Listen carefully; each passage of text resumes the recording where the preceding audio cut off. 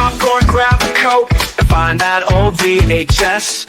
We're diving deep in cheesy flicks. Yeah, we're on a vintage quest. Low reviews but high on laughs. Let's give these films a cheer. The cult classics, flops, and nuts, there are topics this year. We're the Ejectables, rolling back the years, celebrating movies that no one else cheers. From backhand juice to epic fails, we say it's all good. We're the Ejectables, yeah, we're misunderstood.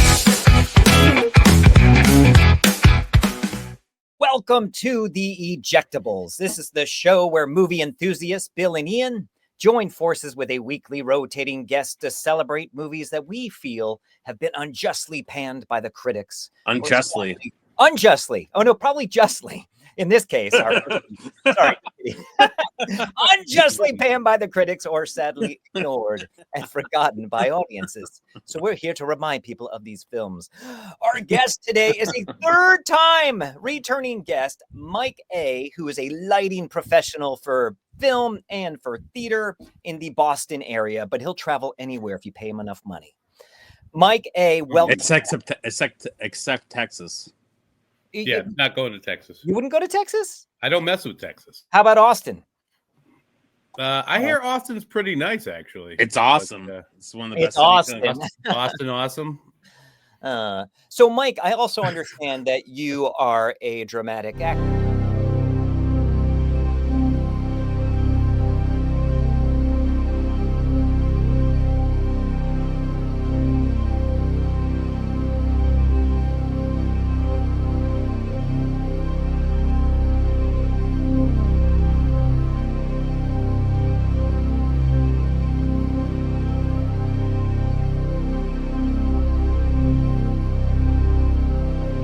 So was there coffee in that cup? Did you ruin your drink? No, that was just a cup I found on the ground because I was a poor college student, so I needed money for the cafeteria. And Emerson. Whoa! Can you wear those earrings next time you're on the show? No, man, those earrings are like literally healed up because I'm like old and shit now. So, Grandpa, I actually forgot I had earrings till I just saw that. We can barely see; it's not clear. But yeah, that was a three-time Oscar-winning film from 1996 or 7. Yeah, but 90. I think it would have been 95 actually. Oh, what? No. 90, oh, yeah. All of 95 or spring of 96. Bill should have been in that movie as well. But we had. Did you see Bob Jennings there and Sean Young? Bob Jennings was incredible in that movie. I'm still waiting for the deferred payment. I was just a director. I wasn't the producer. So you can talk to Mike Fallon about that. Actually, if you were to show more of that, which, I'm sure Bill would love to see, you do some really beautiful work in that, cinematography wise. The sculpture of the and the sun behind the angel. With the angel and the wings and the sun coming out behind it. Thank you. I'm ejecting this movie. No, wait. You can't even see that statue anymore. It's surrounded in trees. Or no, there's no trees. It's either no, it's overgrown. Guys, it's like 30 years ago. So, things change. Yeah, I was 6 when I made that. Oh. I have such a baby face in that movie too. And your little video there, I'm like, wow, I look really young and chubby, like I was going to the dining hall a lot or something. That's all right. You got free food. Anyway, that's how Bill remembers me, right? Like that, so with the earrings and the sideburns. Begging for money. Yeah. Mm-hmm. So thank you for having me back, you guys. This is awesome. I feel like a pinch hitter here, where you just like, I know Ian knows nothing about baseball, but Bill knows what I'm talking about. Pinch hitter is when you need a guy to come in off the bench to knock it out of the park, and that's you every time, dude. I'm your man. I'm Thank like the wolf. Hitter. I'm like the wolf. You call him the wolf. That's all you need to know. And I'm hungry like one. Right. So let's do this. What are we talking about today? So today we're going to talk about movies that we feel have been unjustly panned by the critics.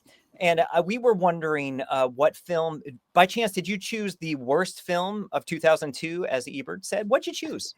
This was called the worst film of 2002, but I must say, it is a forgotten classic and the perfect movie to do for the Ejectables. What's it called? Death To Smoochy. Oh, we have the I'm on poster. safari. I think this is one of Robin Williams' funniest movies. It is a dark comedy directed by Danny DeVito, who's also in it. And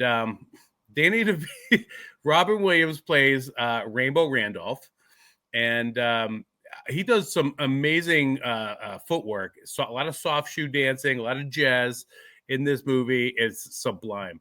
There's one scene that I'll go back to later on to refer to that is absolutely one of my favorite scenes in the whole movie. But Danny DeVito put together this amazing cast. Caroline, what's her name? Keener. What's her name? Yes, thank you. Jon Stewart with Dustin Hoffman haircut, and Harvey Firestein. Harvey Firestein. I'm terrible with names. Harvey Firestein. Harvey Firestein. It's got Ed Norton. Ed Norton should have gotten an Academy Award for this. He absolutely deserved an Academy Award. For the most miscast actor, he should have gotten that award. He is perfect for this role. I don't know what you're talking about. He is wholesome. He is good, and he knows how to get pissed. And that's a great picture. But the very end of this movie, man, you really see where the real Ed Norton comes out. Who else is in this movie, guys? Do you have a clip, Ian? Yeah, we have a clip. I don't know who else is, but you name a lot in this movie. Let's go to a clip, and then we can think about who else is in this movie.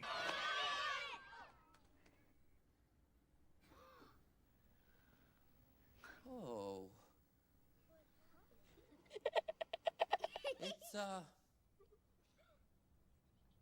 It's a rocket ship! It's a rocket ship to fly us to Jungle-Land! Here we go! What are you, blind? It's a cock! It's not a rocket, you sick fuck! This? It's a cock! Randolph! Look! Get this guy It's out a of here! cock and balls! Get him out of here The right dick! now. Chorizo and the huevos! It's a big stiffy! Yeah! It's a penis! Penis Maximus, a willy, a weenie! Mr. Jiggle Daddy! Get him out of here! The one-eyed wonder weasel! Don't you see that? Jimmy and the twins! Rumple Foreskin! He made it! He made this thing! It's made from dildo! Wait, bye-bye! Wait! Thanks for visiting! That's my favorite scene. That's not even the funniest scene in the movie, honestly. But that is a classic. It's a great scene. Michael Vespoli's great in it also. He is great. I've never noticed. I knew I was missing somebody else. Right. He's so good in this. Yeah, he's Stunner. What's his name there? Spinner Dunn. Dunn. I love you, Smoochy. It's the best. He's That's my He's Spinner a Dunn boxer imitation. that's punch drunk. He's not like What's that? He's a puncher that's box struck. That's why punch struck. That's why he talks like that. Yeah. Right. Exactly. He's what they say his marbles or his eggs were scrambled. A little bit. So anyway, so this is a dark comedy. Danny DeVito put together this great cast. He basically said that everything was going great with this movie until the day it was released, and then it was a nightmare. It got panned. It showed very poorly. People were expecting, Mrs. Doubtfire and the genie from Aladdin and Robin Williams, and of course, this is a dark comedy, which really, really resonated with me. First of all, I love dark comedies. The last couple of ones we did, we talked about those. So Rainbow Randolph, let's talk about him. Rainbow Randolph is this iconic kids show star, right? Mm-hmm. Robin Williams, friends coming all sizes, and which is kind of weird, right? Kind of a weird song, kind of kind of creepy, kind of cringy, right? So friends come in all sizes, and he has all these like small people dancing around him in little costumes. Anyways, he gets caught in a sting operation where he's like getting money out of like rich parents to get their kids on TV and some other nefarious activities, and gets outed and is canceled. And so they have to fill this slot. So Catherinekeener goes and she's looking for somebody to replace him. And that's where we are introduced to what's his name there? Ed Norton's character, Sheldon. Smoochy. And Sheldon has this character that he created called Smoochy, who is a purple rhino. Isn't he playing basically the same character he played in the Bob Dylan movie? Yeah, that's very true. My girlfriend brought that up as well. The he was the awful. person he played in the Bob Dylan movie is obviously a real person. It's Seeger. Pete Seeger, right? And I think he actually played him brilliantly in that movie. Yeah, if you know anything about Pete Seeger, he was like a perfect imitation of Pete I asked people, I go, is he really like that? Because Bill, yes, because I couldn't believe what a dope and a half he was in that Dylan movie. Because Right. oh yeah, that's the way he talks all the time. He's very wholesome. He's Yeah, he's total like pre hippie, if you will. So yes, this character is very Smoochy. The character is very much a Woody Guthrie guitar playing rhino. He wants everything to be pure and simple and childlike without all the corporate infringement on this franchise. They basically want to franchise him, and he's like, no, let's just keep about the kids and the music. And he also works at a methadone clinic in which he plays music to, I guess, inspire or entertain the people that come to the methadone clinic. Hence, this is a dark comedy. So basically, I think the one of the best scenes in this is when they're constructing Smoochy's costume. They're doing, a video montage, if you will, of them sizing him up and selecting the fabric, and then boom, Smoochy comes to life, which I really thought was a beautiful moment. Some of my favorite scenes, some of my favorite lines, this are from Robin Williams. I mean, Robin Williams is just Robin Williams, crazy awesome. I wonder how much of this was actually improv by him, as he had a penchant to do. Well, I read the original script, and I'll talk about it after you're done. Oh, cool, awesome. Some of my favorite lines is "I'm Rainbow fucking Randolph." So awesome, dude. He think Rainbow Randolph was a huge celebrity, and he's so used to living in penthouses and getting whatever he wants and eating in good restaurants. So Rainbow Randolph is now super jealous because Smoochy the Rhino has now taken his spot on the KidNet network. We should also mention the movie starts with him getting killed. Oh, right. Yeah. Somebody's getting killed. There's a rhino. There is a rhino that is. You see a silhouette, a shadow of Smoochy being beaten and shot. So yeah. So there is, of course, with a movie like this, there has to be some type of bad guy, right? So now we've got the mafia. So we've got a couple of bad guys in this. We've got Randy, the Irish Mafia. You got the Irish Mafia. And the Irish Mafia is involved because of the Spinner. Thank you, Spinner Dunn. Yeah. And he is mentally handicapped because of he was boxing and he got his eggs scrambled up his marbles. Now, normally I wouldn't make fun of anybody who's handicapped or has a brain damage or disorder or anything like that. You're a good guy. But he is freaking hilarious in this. He basically has a mentality of like a 5-year-old, but he's this big burly Irish dude in this beautiful restaurant, and he's like this host, and he walks around and he charms and smooches everybody, and it keeps him happy, and it keeps his family, the head of the Irish mob, happy. So Sheldon happens to be in the restaurant one night, and he sees him like, Smoochy, I love you, Smoochy, and then he has to be put in the show, and of course the Irish Mafia is like, oh, you're gonna put him in the show, or you're gonna lose your life, or something stupid like that. And you've been in Boston too long. Yeah. So don't mess with the Irish Mafia. We don't talk about that. First rule of the Irish Mafia is you don't talk about the Irish Mafia, right? You just did. And right. But I'm doing it for the show. Oh, okay. Going back to the Ed Norton character, Sheldon, very pure. He wants nothing but the clean food for the kids, no sugar, no corporate sponsorship. He's sitting at the bar one night, and there's this great line actually that Randolph says. He goes, "Even a guy who's this squeaky clean falls in the mud." So he is now out for vengeance because he wants his show back. So he wants to go back and spoil the reputation of Smoochy. He's sitting there at the bar and he's drinking orange juice, and the guy looks at him, bartender looks at him. He's like, yeah, I'm drinking my orange juice. Talking about Randolph in the show, and the bartender goes, I've never seen a guy get buzzed off of orange juice before. And he takes out this little thing, a vial of liquid alfalfa. He goes, liquid alfalfa, blast off time. Just just funny. All these little side jokes I thought were hilarious as all hell. There's actually this one, I'm jumping all over the place, but whatever. There's this one scene when the movie starts. Remember how I alluded to Jon Stewart with the Dustin Hoffman haircut? When You the never scene mentioned starts that. between him and catherinekeener, it's like the shot of the Graduate.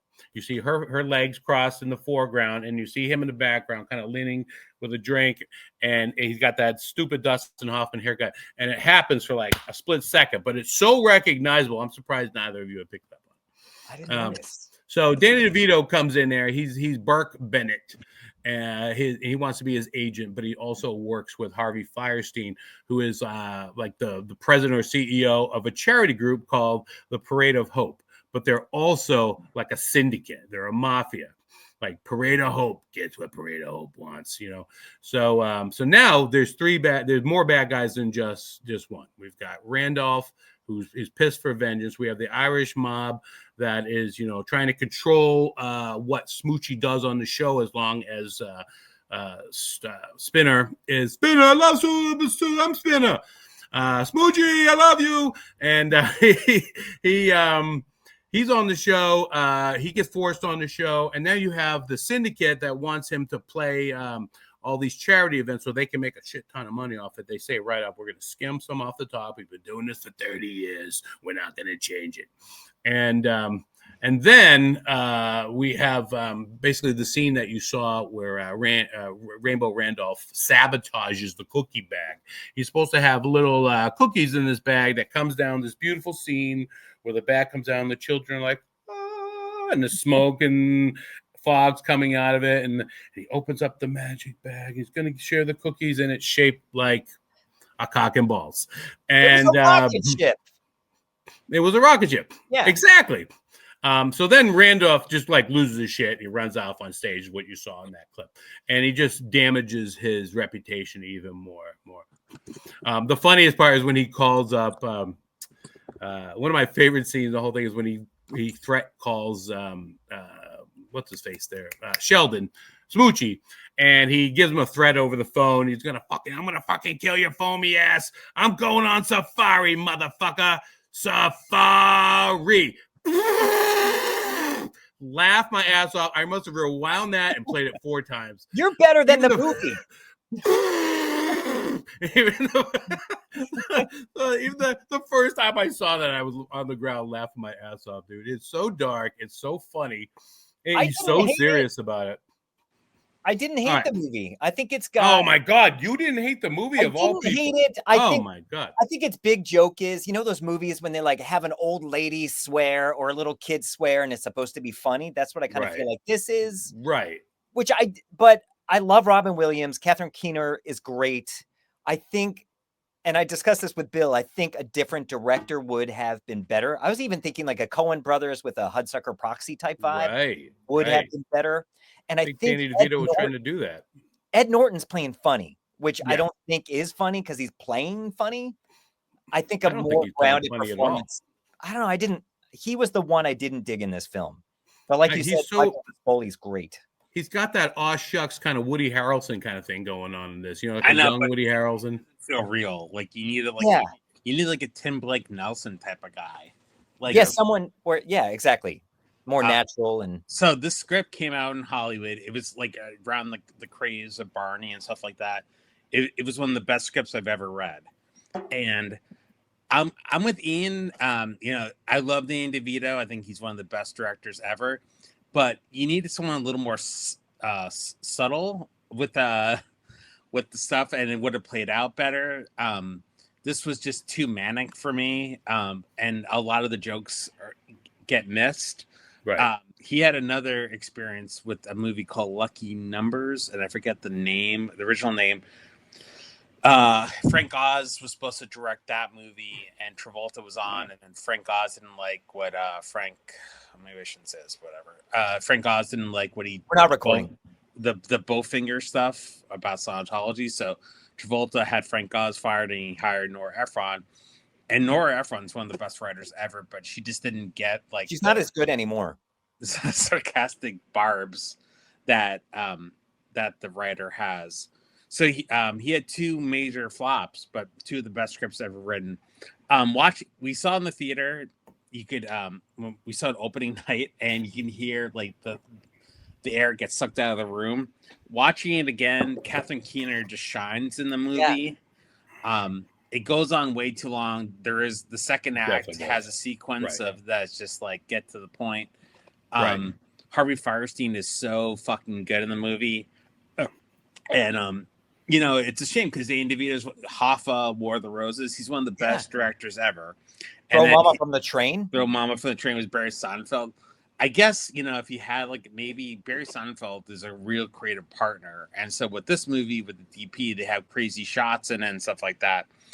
But you just, Edward Norton is just like a guy that's famous that thinks he could be funny, but it's not really funny. You need like a Tim Blake Nelson type of guy, like oh shucks and all that stuff. I think Norton could do it now as he's more experienced. Yes, but yeah, this was a really popular script. That's how they were able to get the cast and stuff like that. Right. He was at like in this movie. Excellent script. Was good, but the gay jokes didn't land. Like no. You know, it didn't land. It was funnier in the script. You know, I don't know why he couldn't sell the gay jokes that he was a closeted guy. But no, they definitely didn't. No, yeah, but it's better than I remembered. It's a valiant effort. And you know, I'm glad I live in a time where a major studio made this movie, but not a total misfire, but it could have been really awesome. It's a good choice for an ejectable for sure. And I'm right. glad It's the perfect ejectable. Yeah. It is. You hadn't seen it? No, I had not seen it before. Awesome. Of course, it's a comedy. He doesn't like comedy. Well, no, it got that's right. He has no joy. The reviews were horrible and it bombed. So I'm like, well, maybe I'm not going to waste my time on it. But the show forced me. Shit that you see, and you didn't watch a movie with Edward Norton, Catherine Keener. Actually, a great example is the one Down in the Valley. I got to write that down. That's a great fucking movie. With who's in that? Edward Norton. That movie's awesome. I don't know it.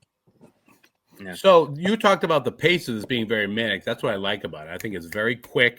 At the beginning of the movie, like you said, the first half. I think the second act, like you said, it just it stumbles. Now it involves too many other people. There's another assassin involved. It becomes real convoluted. I do like the descent into madness that Robin Williams' character goes through. I love how makeup creates all these like new boils on his forehead every time. But if you had like he's so stressed out. But if you had a real scumbag play that part, it would have been so much funnier. Like I guess Jim Carrey was supposed to play it. Yeah, and he would have been great. He's the best part of Burt Wonderstone.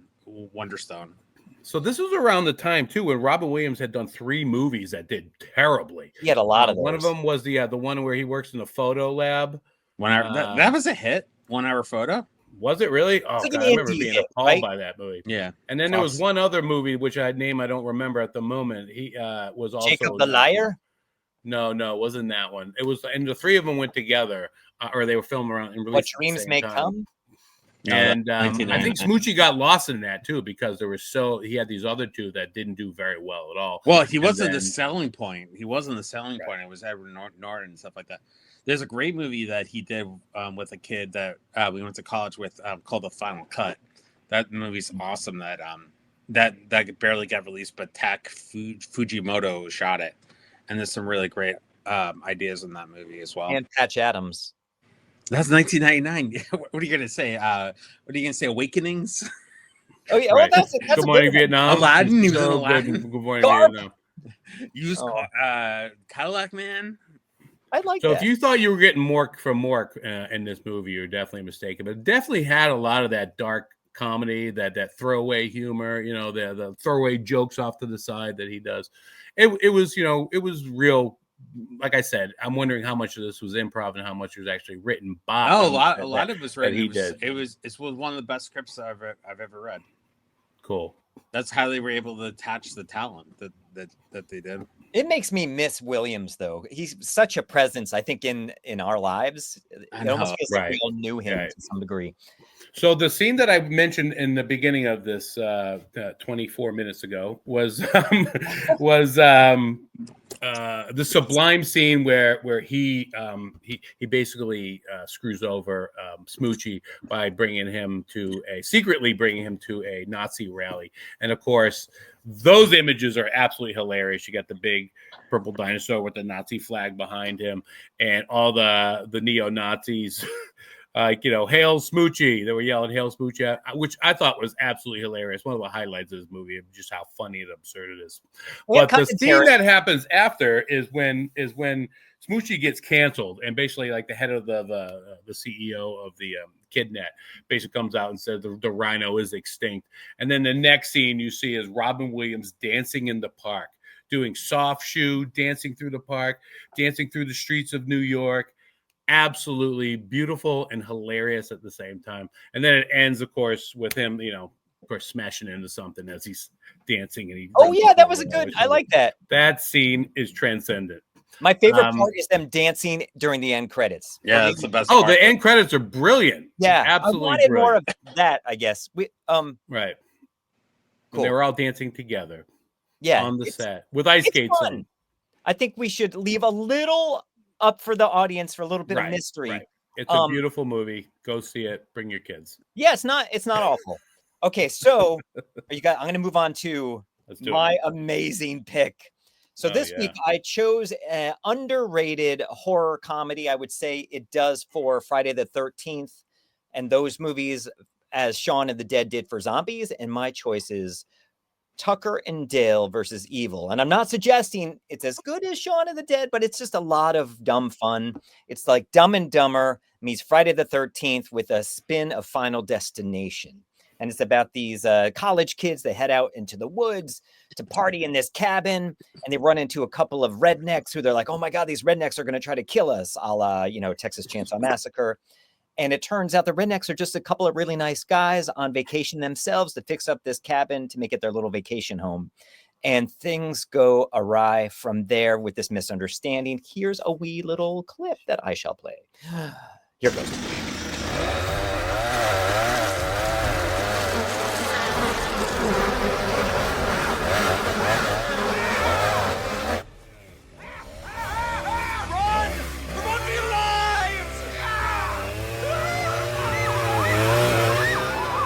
It's so silly, but it's a lot of fun. The chemistry between the two leads, I think they're hilarious. The lead woman's not amazing, but I think there's a lot of fun to be had here if you don't overthink it. What do you think, Mike A? I thought that lead woman was amazing, actually. Did you? Oh, yes. She was quite amazing. I think this movie is... it's also got a little bit of Deliverance in there. You're missing that whole fear of the hillbillies. Yeah. And I think this movie is full of like Three Stooges type gags in which like these accidents happen that then like make them like look Final good, Destination. Right. Yeah. I've never watched the Final Destination movies, but I do like the way this movie is shot and how it takes on a lot of the tropes of the classic horror movies that we love. I love how it begins with like this Blair Witch Project handheld black and white camera type of thing, which for me, and when did that come out in like the late 90s, Blair Witch Project, I thought was actually pretty awesome to have that, like, being inside the head of the person that's actually involved in the first person experience. So that was fun. But then, you have like the college kids, they're going off to fool around and get drunk in the woods, and the townspeople like, you're gonna die. Like in Friday the 13th, right? That guy's like, you're gonna die. And so there's some of that going on, but then they ignore them. You got like the skinny hot girl who wants to go skinny dipping. And of course, you got to have some of that. A lot of sexploitation, if you will, is what they called that in the 70s. But they're playing it up for the reason of those tropes. Right, exactly. Yeah. So that part I loved about it. That was perfect. I thought it was very cool. They had the typical, two guys that are misunderstood who are just lovable characters. So sweet. He just wants a girl to talk to. Right. I found that the lead character, though, she was amazing. I didn't buy the chemistry between her and was that Dale or Tucker? Dale. And I think that might be, no offense to her, but her fault because she's. Yeah, it's always her fault. Well, no, because he's a better actor. She couldn't hold it to him.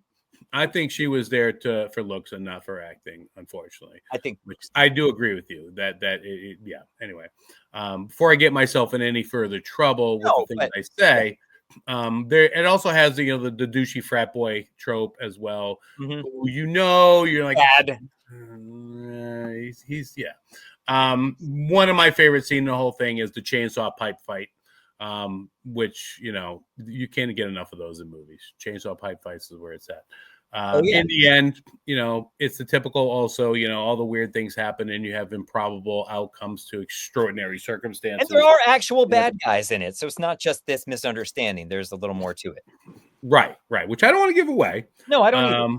But it's real nice that it was a good movie. I found it a little boring. I felt that it could have been over probably 20 minutes earlier. And it would have been an hour It just long. kind of went on and on.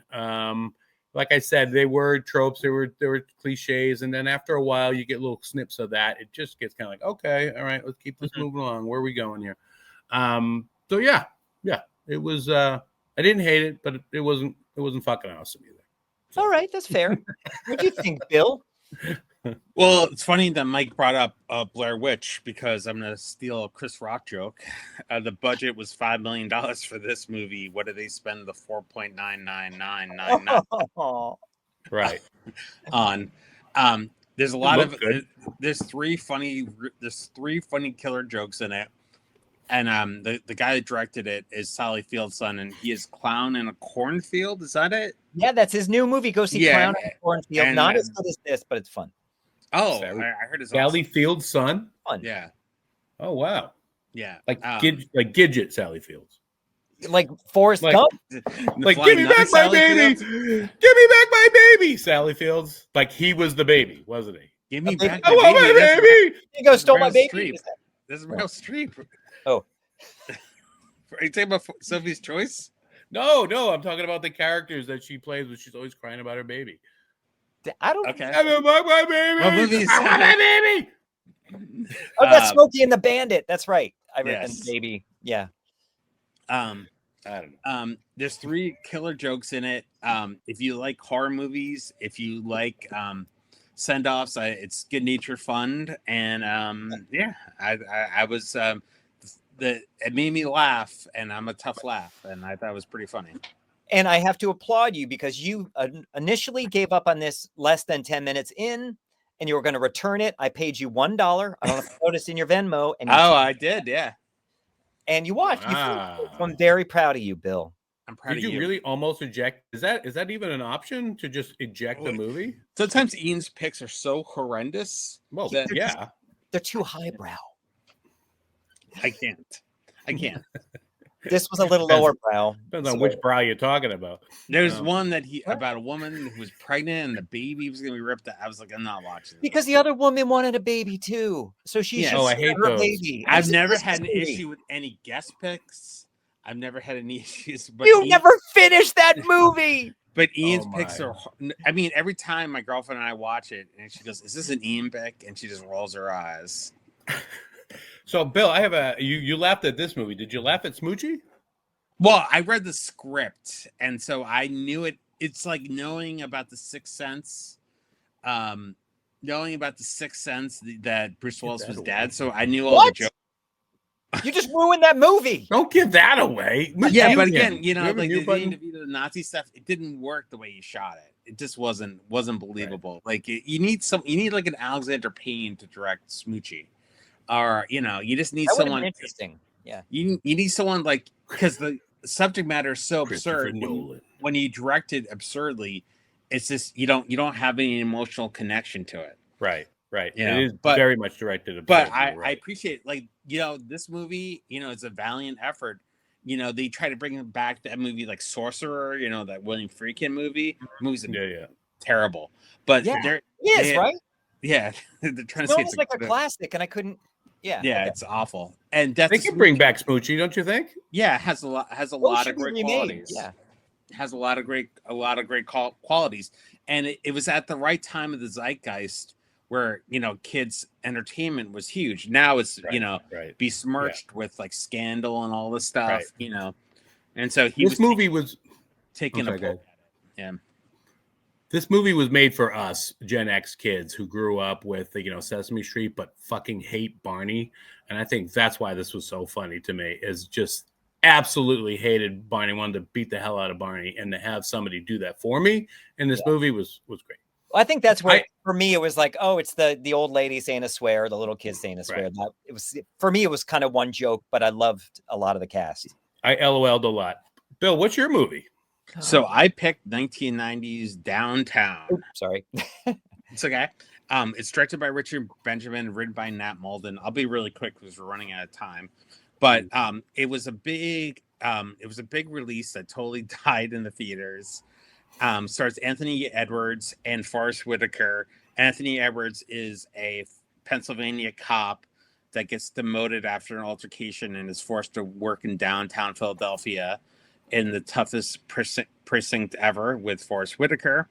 Nat Malden, who wrote a sequel to Roger Rabbit. He was a really hot screenwriter.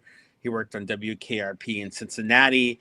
They thought this was going to be a big hit. And by the way, Anthony Edwards, one of the nicest people in Hollywood you'll ever meet. He exudes that. You can sort of see that he would be. And it's your typical Lethal Weapon movie, but there's a lot of depth to it. Crazy violence at times as well. Richard Benjamin, he did it all. He did comedy, he did action, he did Little Nikita, My Stepmother is an Alien, and this, I think. And he starred in Saturday the 14th. Oh, did he? Wow. So yeah. he totally had. The weird thing about the movie is that it's the opposite now, where it takes place in Philadelphia, but it's obviously shot in Los Angeles. Yeah.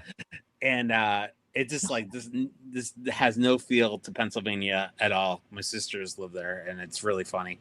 It also has one of the worst helicopter shots I've ever seen in film.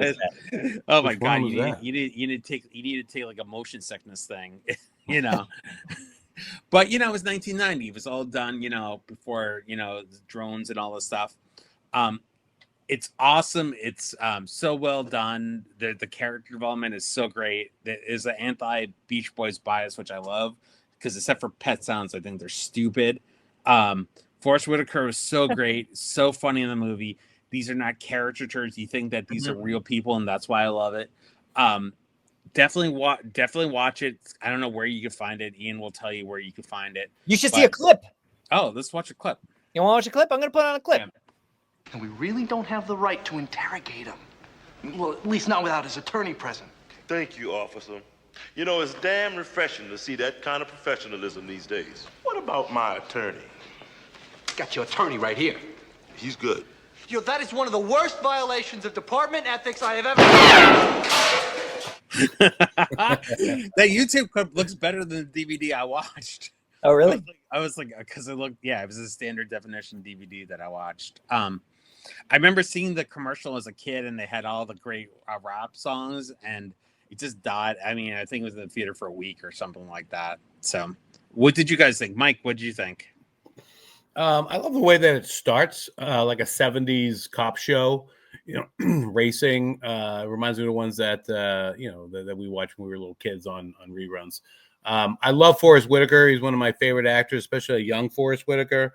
Anthony Edwards is just Gilbert from the Revenge of Nerds for me fucking forever. I know he played Goose in Top Gun, but he's forever Gilbert from Revenge of Nerds. Even when he was on ER, I was like, I referred to him as Gilbert from Revenge of Nerds.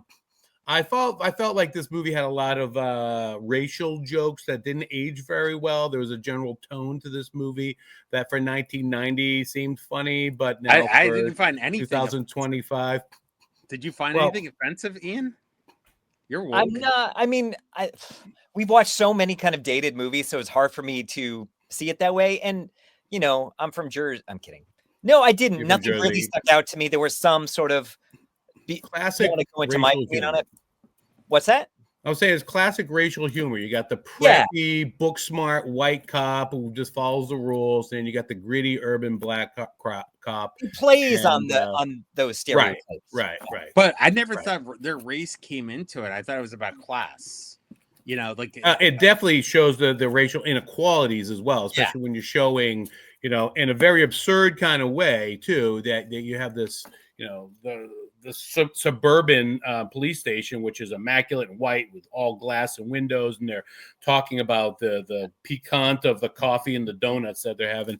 And then you go to the urban, it's all shut up, black neighborhood, and it's like a urban warfield. He brings his punch buggy and parks it in front of the police station. Comes back, it's completely stripped. It's just very absurd. Well.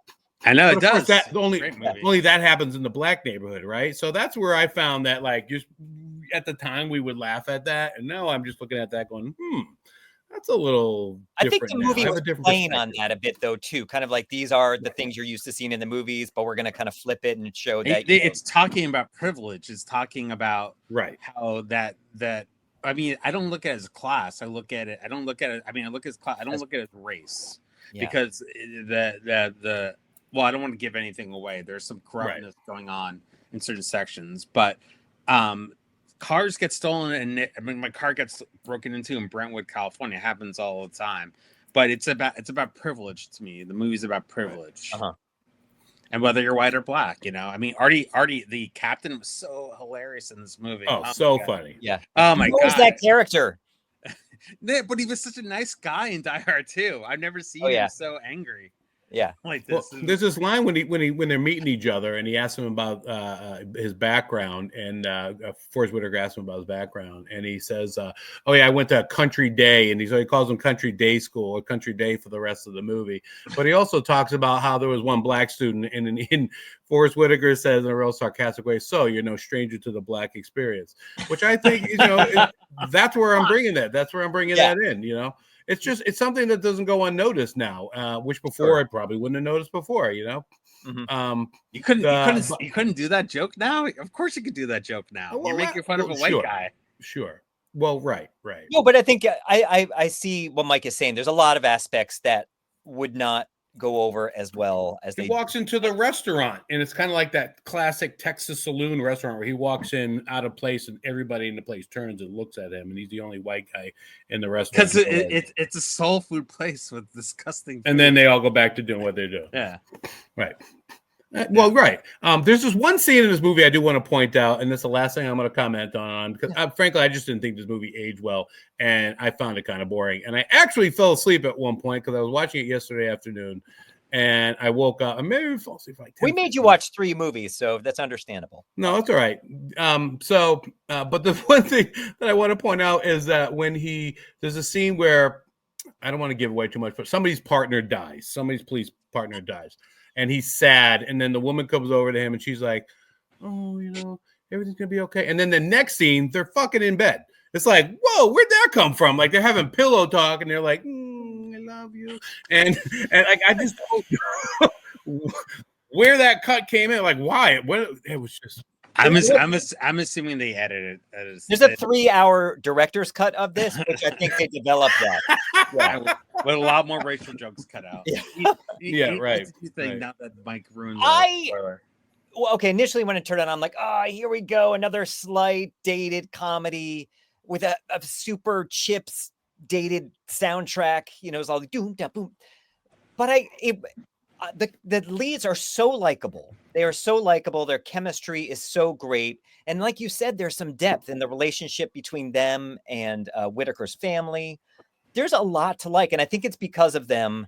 The violence, though, at times is like, I don't mind violence. I love horror movies. But like, there's a shootout, this isn't the end, but near the end. And you just see this cop get like shot in the back, and they're all kind of ignoring it. And like, oh, he got shot. I'm like, your friend is dying right there on the ground next to you. One thing, and this will reveal a little bit, like the last 20 minutes, Whitaker's not in it as much. He's not dead. But the movie, I felt desperately missed him when he wasn't on screen. Right. But I liked it. I think it's a charming movie from its time. Yes. All right. Well, this is the point of the show where you get to pick your favorite movie. You can't pick your own. Mike A, what do you go with? I didn't like either of your fucking movies, so I'm gonna pick my own goddamn movie. You can't. No, you can. No. I'm not gonna break the rules. I'm just letting it be known. Who's you picking? But I think this week, especially since I think Jesus, Ian, intense are you? Come on. The last 2 times I picked Bill's movie, but this time I think that Tucker and Dale win. It was a much more enjoyable movie. Though I did enjoy going back down memory lane and back to 1990 and hit Rob Bass, It Takes Two play in the background. I know, it's so great. For downtown. I did enjoy those scenes. But yeah, Tucker and Dale. Ian? Mike, I really like you, and I didn't hate this movie. I preferred it over Streets of Fire, but I'm going to go with Downtown because it surprised me how much I ended up enjoying it and those 2 actors. So I love you. Bill, what do you pick? I'm going to go with Death to Smoochy in honor of one of the best screenplays I've ever read. So you know what? We all win. Show us. No. Headshot. Is that Tom Kemp? What a jerk. Is that Tom Kemp? That's Tom Kemp. A headshot. Hey, shark guy. With Okay, how do you good frost hairline? Tips? How do you frost those tips? That was sunning. That was that stuff you just put in a bottle and you let it and it kind of burns your scalp. I think it's why I have a bald spot now. And then how do you get it spiky? What do you use? Mousse? Put that picture back up. Oh, my Dude, hair you was look like I don't know. You look like Sting and Walton Goggins. Like you got that Walton Goggins hairline, but you kind of look like Sting. I think I had makeup on. So we all obviously we all get an autographed of Ian, but for $20. So we should also talk about where to find these movies. You can find Tucker and Dale on the Roku channel, or you can find a Blu-ray of it on Amazon or whatever. Death to Smoochy, you can rent on iTunes or Prime, and you can also find it on Blu-ray. And then Downtown, you can rent it on iTunes and Prime. Very hard to find some of these movies, other than my great choice, because you can get it on Roku for free. Oh, yeah. All right. Well, thanks I for didn't know joining that. us, Mike. I paid for it. I wish I knew that before. Ian's gonna memo you. I didn't know. Guys, thank you again. No, thank you for joining us, Mike. It's awesome to have you. And everyone pursue his acting career, which you can see again. I won't post that again. But thank you, Mike, for joining us. And I hope you come back again soon. Everyone else, please like and share and comment and maybe tell us some movies you want to see on here, or maybe if you want to be a guest. But everyone give Mike a big virtual hug. Aw, come here, guys. Thanks, everybody. Pop the popcorn, grab a Coke.